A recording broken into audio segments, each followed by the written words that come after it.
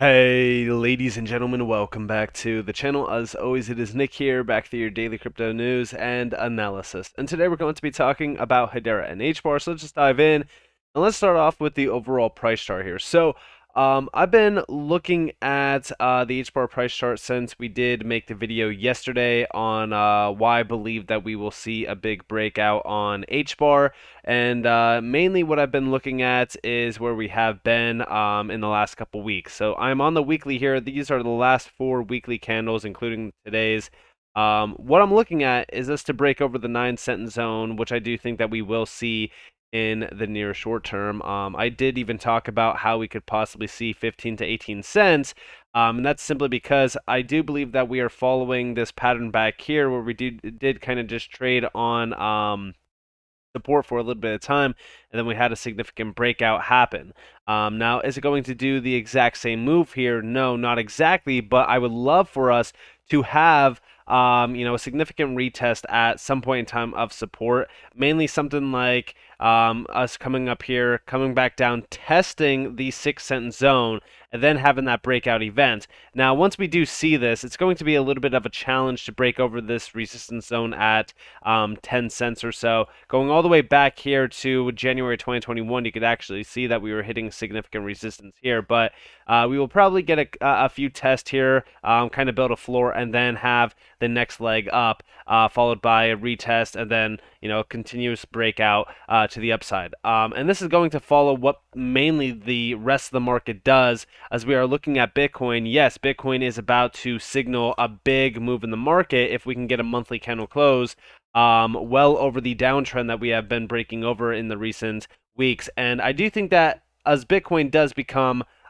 pretty bullish and the signals are really kind of flashing that, hey, this bull market, whatever you want to call it, bull market relief rally, a lot of people have their own idea on what's going to happen. In my opinion, I do believe that this market is about to do some crazy moves simply because a lot of individuals are hedging that crypto could be a major hedge against the banking collapse that, just recently happened. And I do think that we are still in a banking crisis. I think that liquidity is drying up. So I think that, crypto could possibly be a lot of individuals' best friend right now. But RSI, having a significant bounce off the SMA, and if we do have a significant run like we did see back here before having the initial pullback happen, this could be like a 287% pump on HBAR. And if that is the case, I'm not saying that we are going to do the same exact move, but this is why I have been saying like those targets that I have on the board are pretty conservative compared to where this could possibly take us, which is like around 22 cents. But I am looking at this zone here being targeted here in the short term. It's going to be pretty exciting to watch HBAR continue to really do the unthinkable, because again, a lot of individuals, like I was mentioning in the last couple of weeks, have been calling for 3 cents, which is absolutely ridiculous. I mean, we came down to 3.5 cents. If you didn't pull the trigger here, then I don't know what to tell you. We were talking about it during that time and why I was like, I can't believe that we're back here at 3.5 cents, or even around 3.5 cents, which was a level that we haven't seen since going all the way back to January of 2021. But with all of that in mind, let's actually dive in and let's take a look at a few things. So Zepsi did post this over on Twitter, and he's quoting U.Today. U.Today actually posted the article around Hedera with the State Department. We do see now ranks among top tech firms with a commitment made to the State Department. And we actually do see here from Zepsi, Hedera now ranks above top tech firms as seen in the State Department press release. One day, the majority of the top tech firms will leverage Hedera as their trust layer slowly, then all at once. And a lot of people will say that that is nonsense and speculation, but technically speaking, if you look at ServiceNow, they're a big leader around a lot of those Fortune 500 companies, 80% of them, and a large amount of them are the top tech firms out there. So it's not really surprising to me. And also, there's a lot of great companies tied to Hedera through the GC that are, tech related. So I do think that a lot of these companies that we talk about, especially at some point in time leveraging Hedera or DLT or any blockchain technology, I think a lot of them are going to choose something like Hedera that does have the security, the speed, the cost, all of the major efficiencies that tech firms will need, especially to leverage certain DLT. So I do think that Hedera will become a leading name around a lot of those major tech firms, and I think that the recent events definitely solidifies that, and I'm very excited about that. Now, also Blade Wallet. So Blade Wallet posted this yesterday, and we do see attention enterprise developers unlock the power of Web3 with our suite of white label wallet products. Built for Android, iOS, mobile apps, and C++ for Unreal Engine games, web and Unity integrations coming soon. So this is very cool. I actually think that this is awesome, especially to support some great plans, especially in terms of like Web 2 and Web 3 and the overall convergence of those two worlds. But also, Blade Wallet should be in everyone's focus point if you are an HBAR holder. Why? Well, because when we look at Blade Wallet, it's an enterprise grade, self custody, third party audited and security tested Web3 wallet that has seen the most rapid growth on the Hedera platform, with just under 400,000 new user accounts created in less than a year. How insane is that? I'm telling you right now that as we do focus on a lot of these wallets and as we do focus on the things happening over at Hedera, a lot of it is focused on enterprise. I do think that we will see a lot more enterprise adoption this year, especially around Web3. I think that for the most part, as we do look at this entire market at a zoomed out viewpoint, enterprises would just be stupid not to leverage this technology, especially if you are looking at a lot of those use cases that they're trying to jump into. We talk about, digital cities. We talk about digitization of workflows. I think that that is going to become a reality. And I also do think that Hedera and a lot of the Hedera integration services that we are seeing is going to be very large for a lot of these major names. And we actually do see that Blade's SDK integration services are already being utilized in various industries such as gaming, sports, media, and luxury fashion. So very cool. Again, I think that this is just the beginning. I think that the adoption of Hedera is going to grow rapidly this year as well as going forward on in time. It all depends on if you are, long term or short term on Hedera. And in my opinion, it just makes sense to become, a long term viewpoint focus on Hedera a long term investor that is focused on the long term viewpoint on Hedera, because what they're doing and what they're focused on is very large. Now, also, I seen them talking about this. Now, you guys know my opinion on digital IDs and things like that, but we do see from Hedera, decentralized digital identity (DID) is an increasingly prominent topic in Web 3. 850 million people do not have any form of ID, and those who do lack adequate privacy protections when participating in the digital economy. We can begin to create an international framework for privacy preserving DID using DLT, unlocking the full potential of a connected digital society through financial inclusion, interoperability, and social impact. Now, again, I do have a lot of concerns with digital IDs and things like that, but I will say this. I think that this is a huge step for Hedera, and I think that this is actually a very large use case for them. It's, in fact, a perfect use case for Hedera, especially when you look at security, transparency, and things like that. Again, I really have this weird idea around the World Economic Forum. I've talked about this in the past. The digital ID move is kind of leading us up to CBDCs, which, again, I have a lot of concerns about. I think that the concerns should be welcomed as well. I think that we should be questioning a lot of things around digital ID and CBDCs, because it's not just going to be, oh, this is great for everyone, right? It's not going to be that.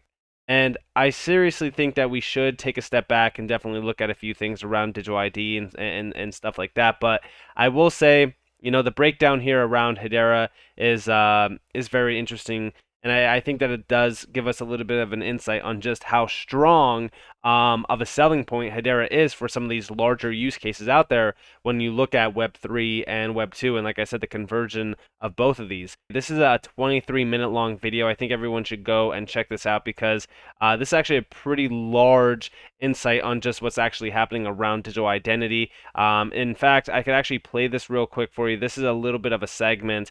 I think it's about This is 5 minutes long, but I'll play like a quick little segment, and I think everyone should go check this out. It's Gossip About Gossip, Insights from the World Economic Forum panel on digital identity. But listen closely real quick to this, and then I will talk a little bit more about what's actually happening here.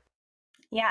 And then, you know, your panel in particular was focused on digital identity. And like you said, you've been in this space for a long time.